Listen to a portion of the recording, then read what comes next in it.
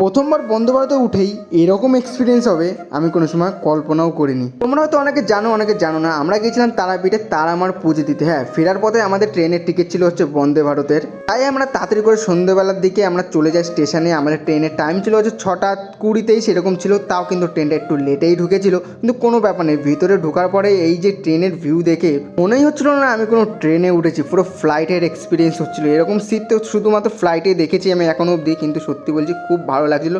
আর on টাইমে আমাদের train ছেড়ে দেয়, ট্রেন ছাড়ার পর আমাদের জল দেয়, স্ন্যাক্স দেয়, স্ন্যাক্সে অনেক কিছুই ছিল।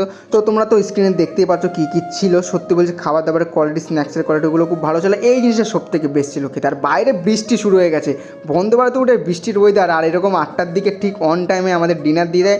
নিয়েছিলাম হচ্ছে ননভেজ। সত্যি বলছি খাবার দাবারের কোয়ালিটি মনেই হচ্ছিলো না যে আমরা কোনো ট্রেনের খাবার খাচ্ছি, পুরো ঘরোয়া স্টাইল। আর খাবার পরে আর দিয়ে দিয়েছিলো হচ্ছে আইসক্রিম।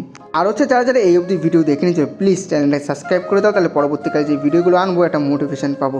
আর কিন্তু আমাদের জার্নিটাও কিন্তু খুব সুন্দর হলো। ফাইনালি আমাদের হাওড়াতে ট্রেন চলে আসে। চলো নেক্সট ভিডিও দেখা হচ্ছে, টাটা।